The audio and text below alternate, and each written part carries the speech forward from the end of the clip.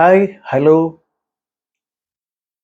Anyone who has heard of cholesterol, and I'm sure all of us have, is scared of cholesterol without knowing what exactly it is. We think of it as something that sticks to your blood vessels, which blocks the blood vessels, causes heart attacks, causes strokes, and all sorts of problems. We have seen ads on media showing this cholesterol like some fat globes of fat floating around in the bloodstream, roaming around here and there viciously, waiting to attack these arteries and the blood vessels and waiting to finish us off. Is that the truth? Hold on. Welcome to this episode of Diabetic Care India, and we're going to talk a bit about cholesterol, a name that sounds ominous to most people.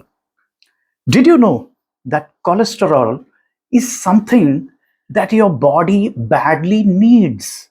So much that your own body manufactures, produces its own cholesterol. You don't have to actually eat, or consume or swallow cholesterol to have cholesterol in your body because your body normally produces it. Now, why would your body produce something that it doesn't need? Think of it for a moment. Yeah. Okay. So we know that cholesterol is something that we all need. But why? Very importantly, cholesterol is the base for a number of items that our body needs on a regular basis. The most important of ones being the hormones and a number of vitamins, a number of other products, byproducts, etc., that our body badly needs. So, our body itself has certain processes with which it makes cholesterol. And then this cholesterol is the base for all the other products. All right. So, it is not as if I eat something that has cholesterol that causes a spike in my blood cholesterol. So, the point to be noted here is that the dietary cholesterol, the cholesterol that we consume through diet, is not equal to our blood cholesterol. All right, because our system itself produces cholesterol for its own needs. That's true. Yet another fact about cholesterol that many people don't seem to realize is that cholesterol doesn't come from any plant products. Very important point to be noted.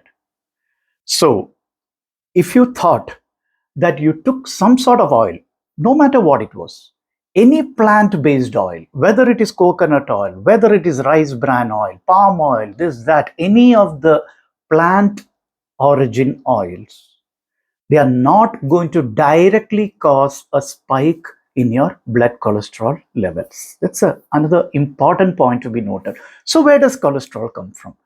By definition, cholesterol is an animal product. It comes from animal cells. That's why we are basically animals. We all know that. We belong to the animal kingdom. We produce our own cholesterol. Likewise, animal cells, animal systems produce their own cholesterol for their requirements. So that brings us to the $1,000,000 question of good versus bad cholesterol. So, what is good cholesterol? Any kid would know that, right?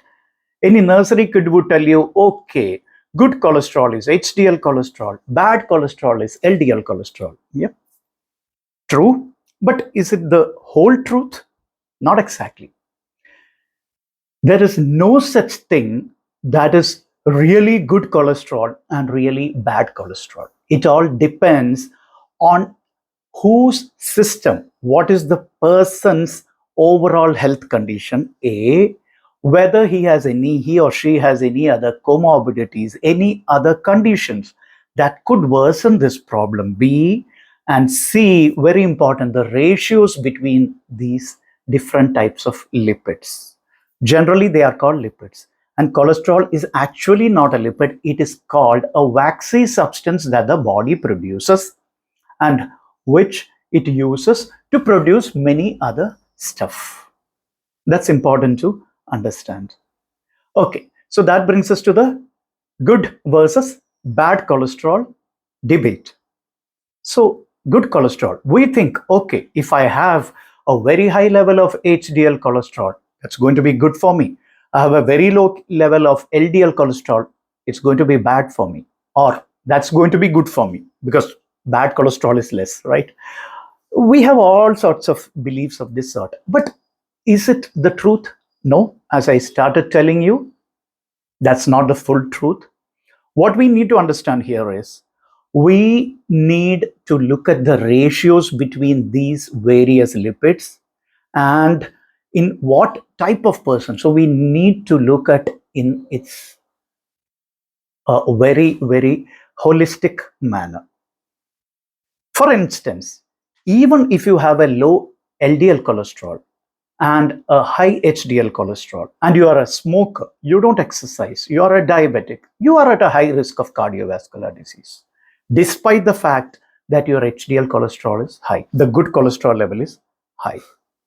Now, over here, I'm sure many of you would be thinking, what are the foodstuffs that I can have? So, what is this doctor telling me that there is no hope for me? Hey, hold on. There's a lot of things to be understood over here. Yeah? Some foodstuffs which are commonly available but are misunderstood. For instance, eggs. On a whole, people think of eggs as something bad for cholesterol. They say, oh, having eggs will increase my cholesterol levels. Is it true? Yes and no. Yes, because it does increase the total cholesterol level a bit because it's an animal product. Yeah, it contains fat. It does, definitely it does. Also, depending on the way it is cooked, on the way it's prepared, it does contain fat to varying extents. But does it wreak havoc with my cholesterol levels? In moderation. So that is the key word. In moderation, eggs don't wreak havoc with your cholesterol levels, provided we have them properly. As far as I gather, boiled eggs are okay if they are taken in moderation for most people. Mind you, for most people, this is not for all. So if you are in doubt about whether to have eggs or whether you can have eggs, you want to enjoy, but you're not sure of that, please consult your doctor. But for most people, it isn't much of a, eggs aren't much of a problem if had in moderation. I'm talking in terms of cholesterol as, yes, true. And then dark chocolate. Dark chocolate is known to improve your HDL levels and decrease your LDL levels. The same with eggs, mind you. We think of eggs again. Eggs are my favorite, I must admit. Yeah, I'm sure many of you love eggs too. Yeah. So I might be talking more about eggs because we Indians, we need the proteins, the extremely quality proteins that eggs provide. Okay. So coming back to the other foodstuffs, commonly available foodstuffs are cereals. So we think of cereals as something with very high carb levels which need to be avoided. Wrong. If you have whole grain cereals, like for instance millets are really good to improve your HDL cholesterol levels. And brown rice and barley, all these things are good. So whole grain cereals are great stuff for this. And if you are a fish eater, then I'm sure you know what I'm going to tell you about. Fatty fish are marvelous sources of omega-3 fatty acids, of which we have all heard of, and they can lower your LDL cholesterol level. But then, which amongst these is the best to improve your HDL cholesterol levels? I must say none of these. The only sure shot way of improving your HDL cholesterol level would be proper exercises. That's the fact. Proper exercises, the ones which are suitable to you, the ones which are appropriate to you. Yeah. We shall talk about exercises in another episode, but then I must sign off naming just one more of foodstuff, commonly available foodstuffs that can help a lot in improving your HDL levels and controlling your LDL levels. They are nuts, fruits and nuts. So, what nuts are we talking about? Peanuts, fantastic, very common, cheaply available stuff. Almonds, yeah, though not very cheap, but very effective in this. And then when it comes to fruits, we are talking about the high fiber fruits like apples. So it's not like an apple a day keeps the doctor away, an apple a day keeps the LDL cholesterol away. Thank you for watching.